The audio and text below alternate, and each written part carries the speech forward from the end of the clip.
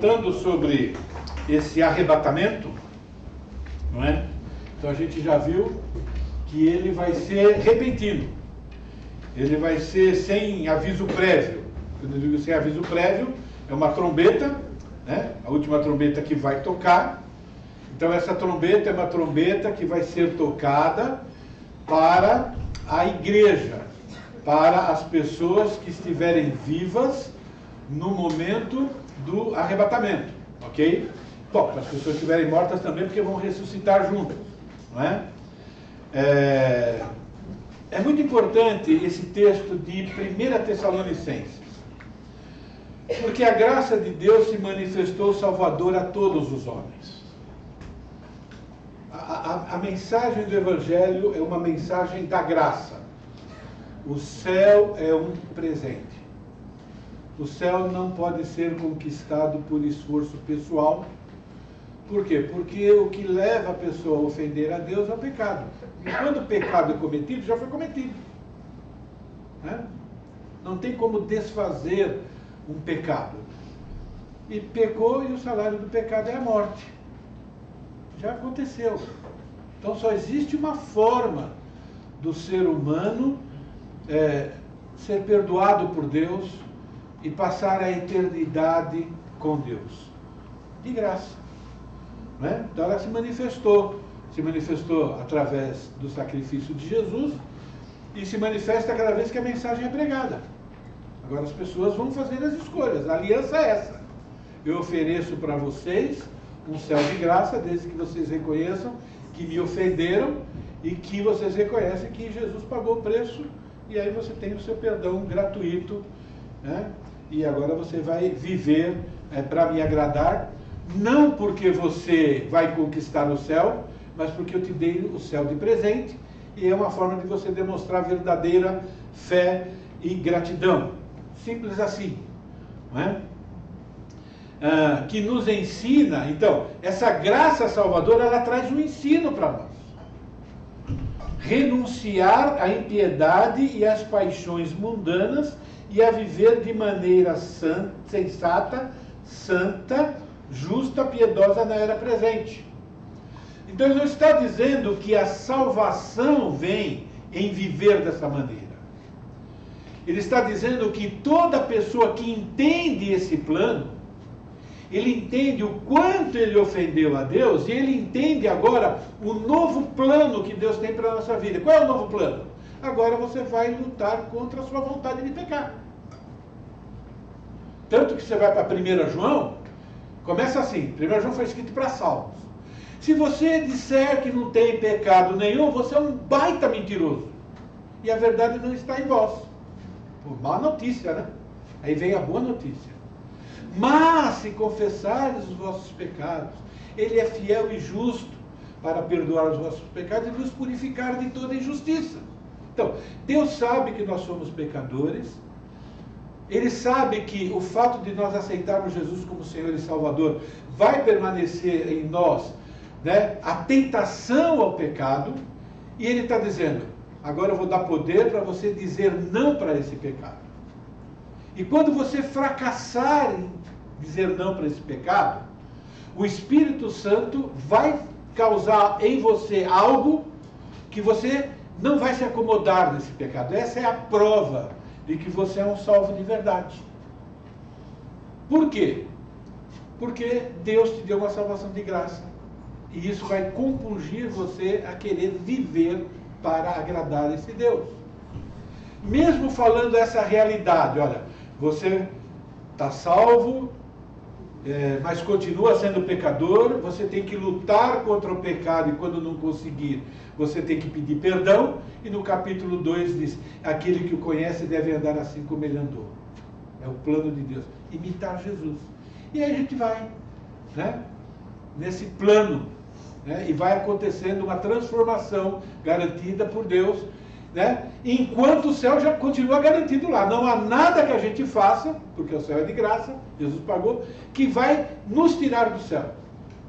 A obediência aqui vai produzir o que em nós aqui? Uma qualidade de vida aqui. Isso ela produz.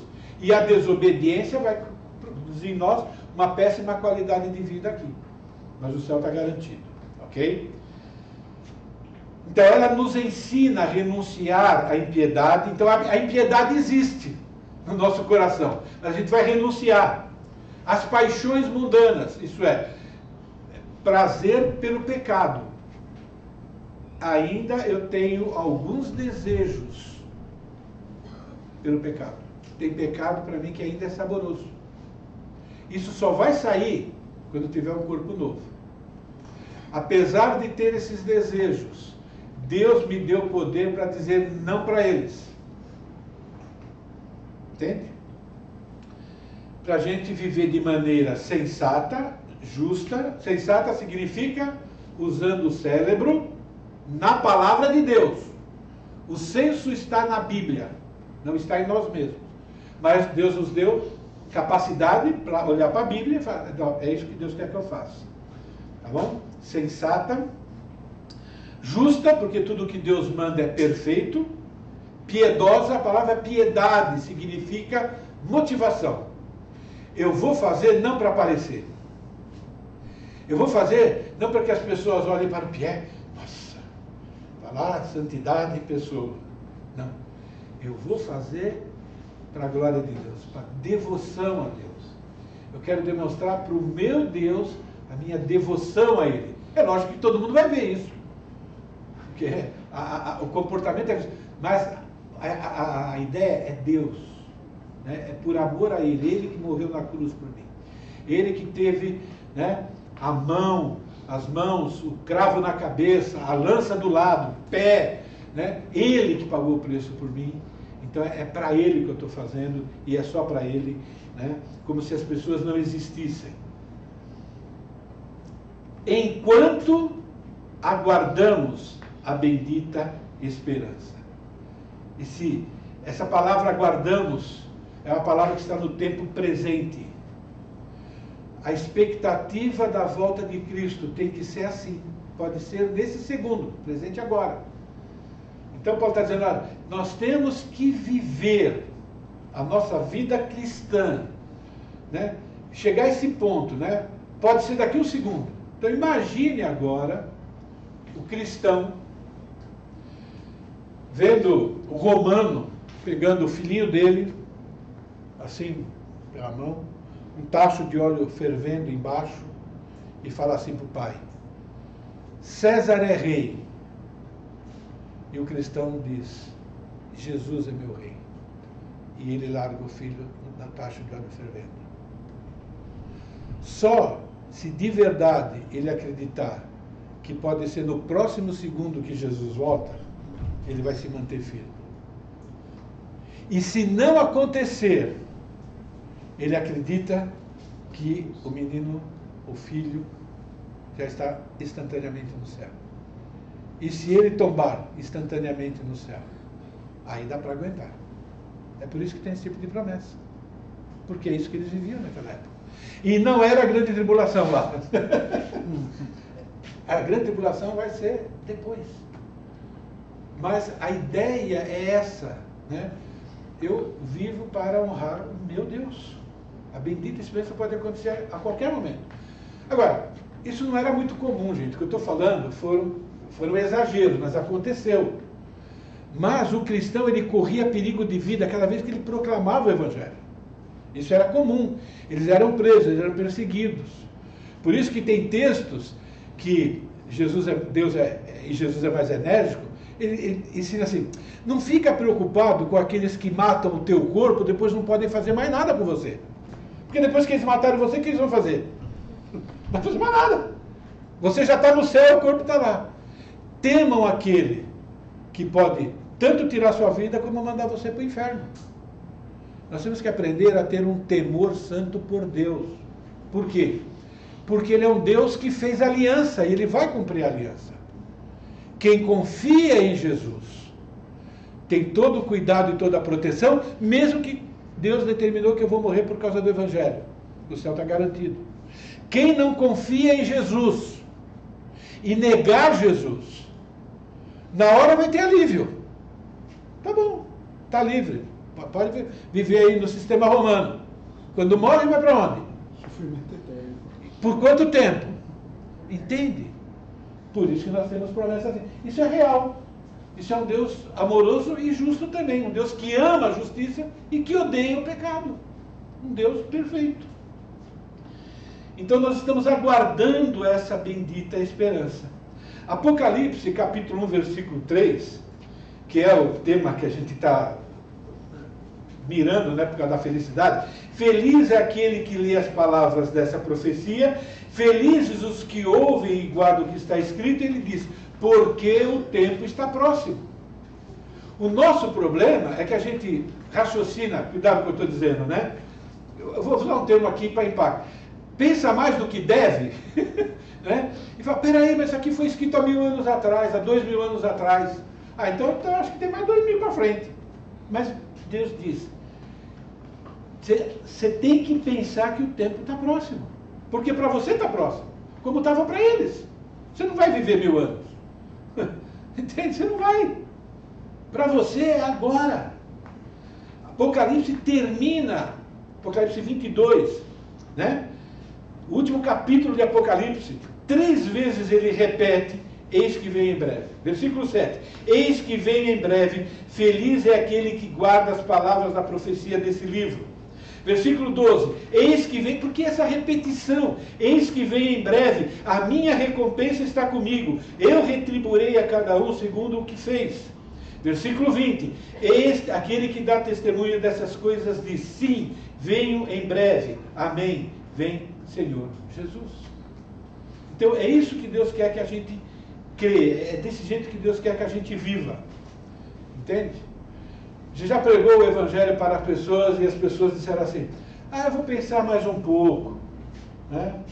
Tem gente que diz, bom, quem sabe na última hora minha mãe se converte, né? Não existe última hora não, irmãos. A hora é a hora que você ouve o Evangelho.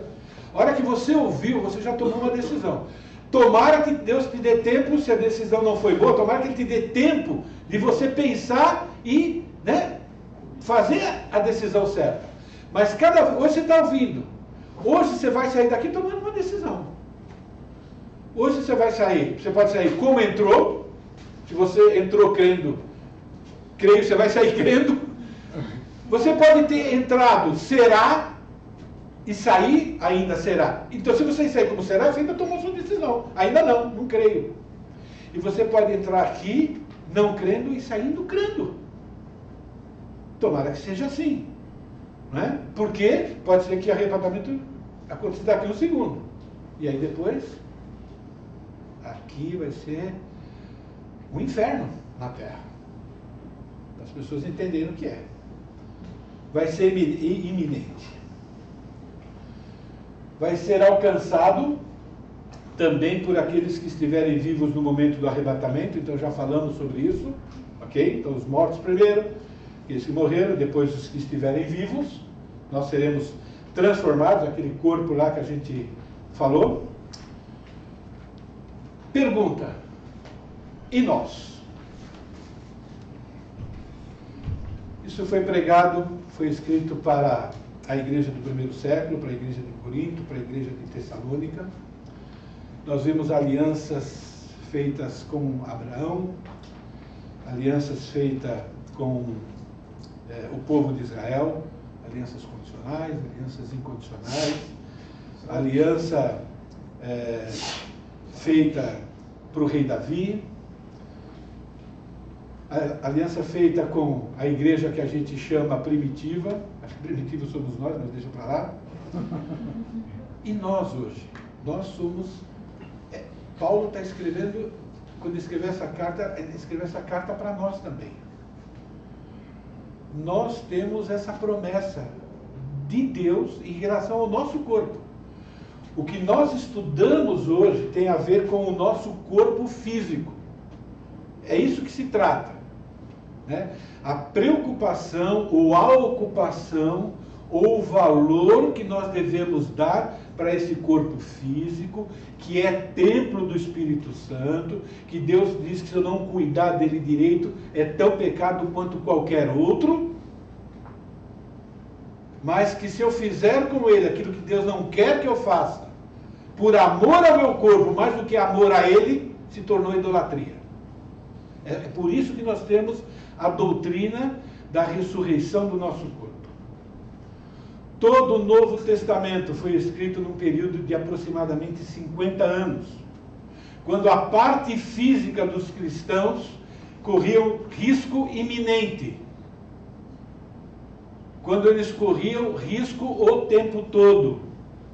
Foi uma época de perseguição, algumas mais intensas, outras menos intensas, mas foi um período de perseguição.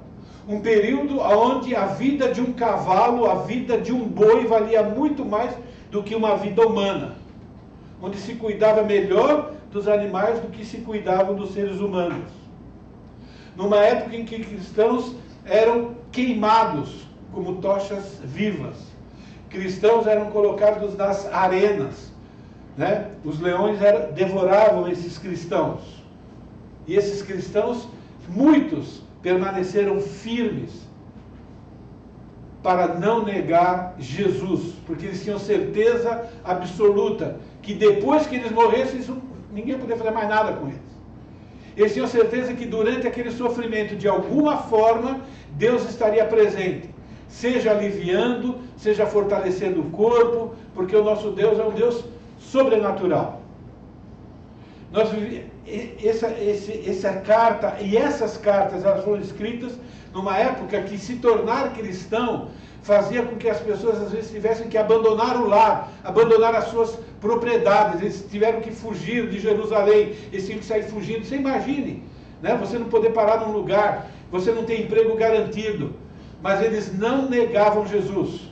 O que era importante para eles era falar a respeito de Jesus e viver de maneira diferente. Foram falados a respeito deles, aqueles que estão transtornando o mundo, estão chegando até aqui. E a gente vive, nós não somos. Hoje nós não somos pessoas que transtornam o mundo. A gente se preocupa em não causar escândalo para o mundo. E às vezes aquilo que nós chamamos de escândalo é aquilo que Deus quer que a gente faça. Pensa nisso. Volta para a Bíblia e vê o que Deus espera de cada um de nós. É por isso que a gente tem a doutrina sobre o que vai acontecer com o nosso corpo. Porque é natural a gente se preocupar com o corpo. É nosso, né? Dói, não é? Eles tinham que abandonar lares, eles tinham que abandonar propriedades, eles tinham que abandonar empregos. Eles eram torturados, eles eram mortos, porque eles viviam como Deus mandou eles viver. Eles não tinham muito tempo, porque eles viviam correndo. Eles chegaram a ficar paupérrimos de ter que vender propriedade. E Deus diz que eles foram sábios, porque eles tinham uma necessidade imediata, aquela necessidade tinha que ser suprida. O dinheiro deles era para a comunidade, porque havia grande perseguição. As necessidades materiais, as necessidades físicas, as necessidades espirituais uns dos outros não permitiam que eles ficassem com a consciência tranquila em usar recursos para si mesmos só. Essa era a sociedade cristã do primeiro século, e foi nesse contexto que todas essas coisas foram escritas. Para estimular as pessoas a dizerem, continuem vivendo assim, não se preocupa com o futuro. Parece loucura para nós. Eu vou me preocupar com o futuro naquilo que é minha responsabilidade. Mas eu não vou deixar de fazer o que Deus manda para preservar o meu futuro. Isso está errado. Por que eu estou falando isso para vocês e para mim mesmo? Eu acredito que Deus falou isso comigo. E mandou eu falar para vocês também. Pela fé, irmãos, as profecias foram dadas com o objetivo de produzir bênçãos duradouras que garantem felicidade eterna. As profecias não foram dadas para eu ter uma vida tranquila aqui nesse mundo. Não foram dadas para isso. Aqui as profecias foram dadas para dizer que o meu tempo presente está nas mãos de Deus. E que Ele já falou que vai fazer aquilo que é melhor para mim. Eu só tenho que acreditar. Mesmo que pareça que não é melhor. É fé. Foi escrito assim, ó, bem-aventurados aqueles que leem, ouvem essa palavra da profecia e guardam. Esses é que vão ser felizes. É uma questão de fé. Lembra o significado dessa palavra bem-aventurada? Essa palavra grega, bem-aventurada, significa supremamente abençoado, extremamente afortunado, extremamente próspero. Ele não está falando só de prosperidade física. Essa palavra era usada no contexto grego. Vocês sabem que os gregos tinham muitos falsos deuses que eles acreditavam. E essa palavra era usada por eles para, quando eles observavam uma pessoa bem-sucedida, eles diziam: essa pessoa ela é abençoada pelos deuses. Os deuses são favoráveis a ela. E aí, Deus pega João, inspira ele e diz assim, ó: isso que eles estão dizendo desses deuses, isso é que eu vou fazer para vocês. Vocês vão ser protegidos por mim e vocês vão ser cuidados por mim, desde que vocês leiam, ouçam e obedeçam a palavra dessa profecia. E eles não têm essa bênção dos deuses deles, mas eu sou o único Deus e vou ser favorável a você se você viver desse jeito. É isso que significa essa palavra. Essa carta foi escrita num mundo cuja a cultura grega buscava a felicidade a todo custo. E eles acreditavam que essa felicidade dependia do relacionamento que eles tinham com os deuses.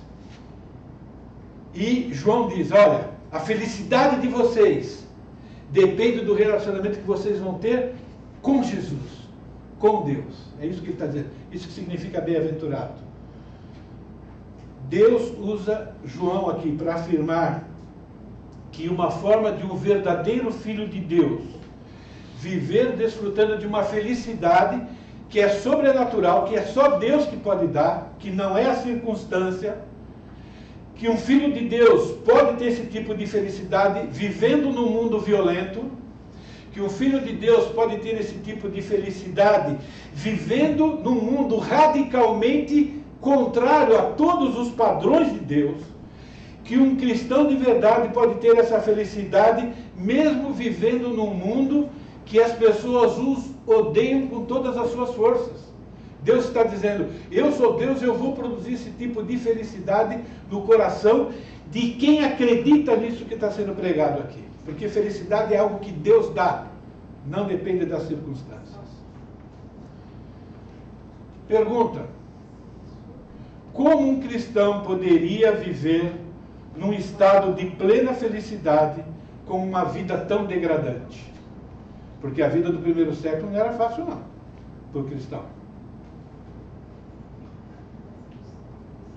Você tem certeza absoluta que ninguém sabe melhor do que o nosso Criador como trazer felicidade para o ser humano? Você acredita?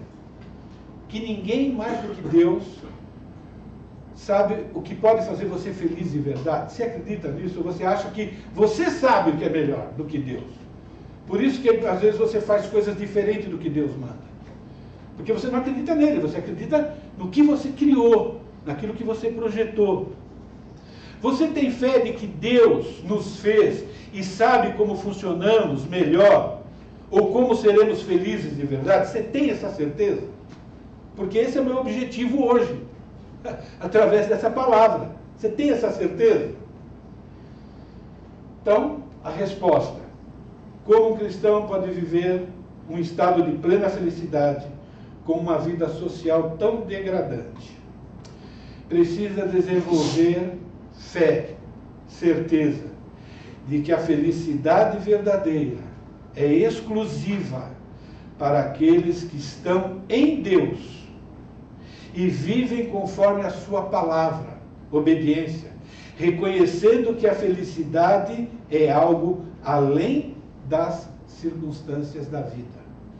Felicidade é como vida eterna, é sobrenatural, é algo que Deus vai colocar dentro do ser humano. Por isso que você vê gente que tem tudo de material, tudo, e continua descontente.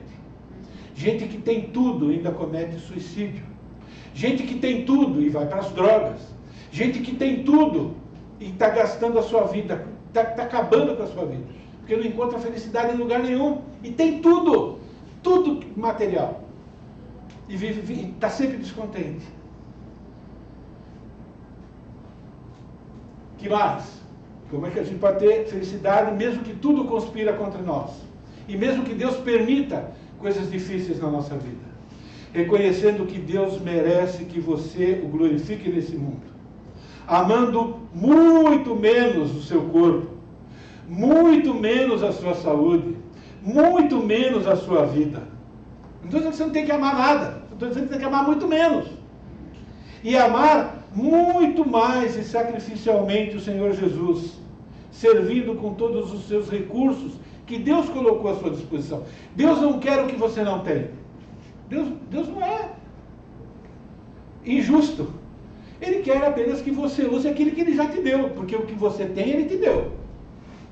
Porque Ele faz assim, ó, você pode ficar, pode ser um aneurisma, fazendo assim aqui, ó, acabou. Afetou minha mente, vira um vegetal. Entende? É muito importante a gente entender isso. Servindo com todos os recursos que Deus colocou à sua disposição, obedecendo a sua palavra, proclamando o Evangelho, tendo certeza de que Ele vai voltar a qualquer momento para nos levar de volta ao Éden. Uma palavra de ânimo. Vamos ler juntos? Não abandoneis, portanto, a vossa confiança. Ela tem grande galardão. Com efeito, tendes necessidade de perseverança, para que, havendo feito a vontade de Deus, alcanceis a promessa. Porque ainda dentro em pouco tempo, aquele que vem virá e não tardará. Todavia, o meu justo viverá pela fé, e se retroceder, nele não se compraz a minha alma. Nós, porém, não somos dos que retrocedem para a perdição, somos, entretanto, da fé para a conservação da alma. De novo, 39. Nós, porém, não somos dos que retrocedem para a perdição, somos, entretanto, da fé para a conservação da alma. Você sabe o que vem depois desse texto bíblico? Na sua Bíblia? Quem vem? A lista dos heróis da fé. Logo depois. Você já desejou que Deus citasse o seu nome nessa lista? Você já desejou? Não, a minha pergunta é séria. Você já quando você lê esse texto, você fala, Deus, eu queria que meu nome estivesse aí. Você já desejou isso? Pense nisso, de verdade. Tem um texto de capítulo 11, fala desses heróis da fé. Né? Foi o título humano que nós demos. Eu não vou ler todo ele. Nós vamos ler no versículo 35, dele está aí. Outros foram torturados, recusando-se a ser libertos. Coisa! Quando uma pessoa tem a oportunidade de ser liberta e recusa? Quando ela tem que negar Jesus. Não, esse é o preço? Eu vou ficar aqui. Não. Negar aquele que morreu na cruz por mim? Não. Pode matar, pode fazer o que você quiser. Lá na hora eu vou clamar para Deus me ajudar. Vou até pedir para Deus me matar mais cedo, mas eu não nego. É isso que ele está dizendo. Depositaram sua esperança no quê? No arrebatamento, na ressurreição. A doutrina, gente, da ressurreição, ela só serve para quem quer morrer por causa de Cristo. Senão não serve para nada, não. Você quer continuar vivendo para você só? Desculpa falar assim. Não serve. Por isso que não anima. Mas para quem está querendo agradar a Deus, nossa, ela é animadora. Né? Depositava a esperança na ressurreição para uma vida melhor. Alguns foram alvos de zombarias e açoites. Outros acorrentados em prisões. Gente, isso aqui é inspirado. Então, quem escreveu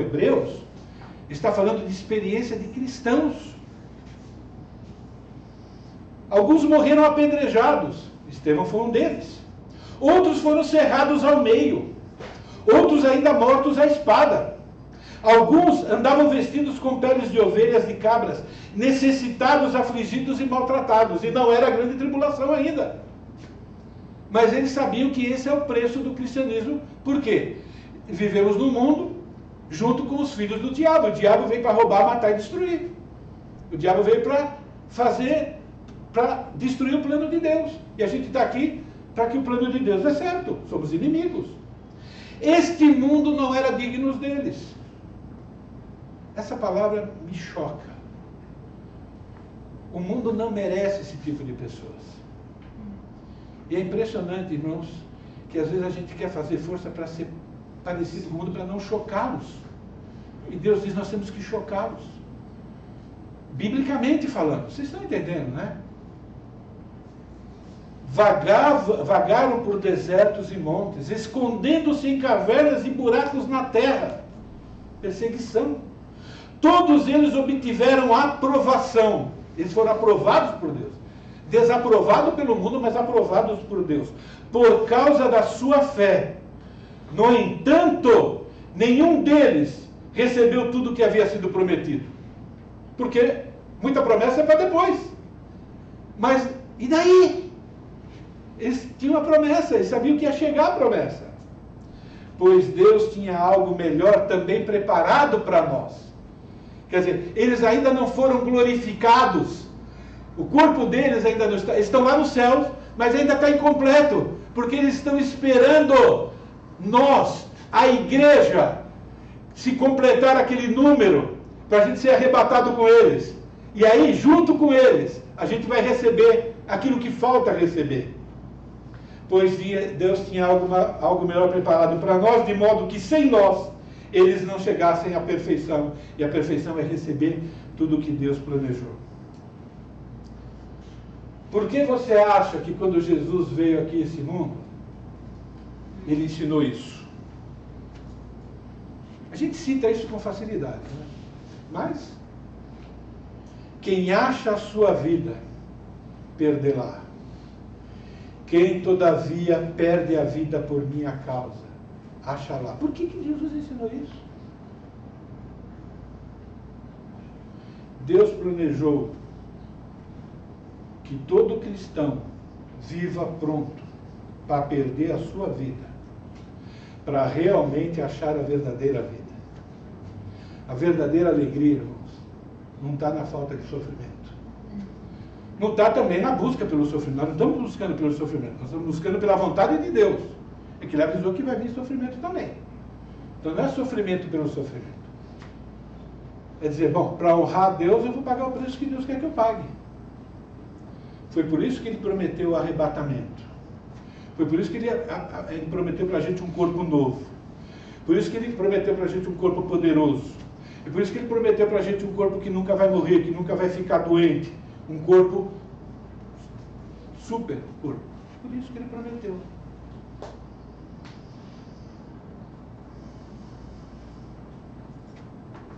Que Deus possa fazer na nossa vida aquilo que está na palavra. Amém? Amém. Quem gostaria de orar?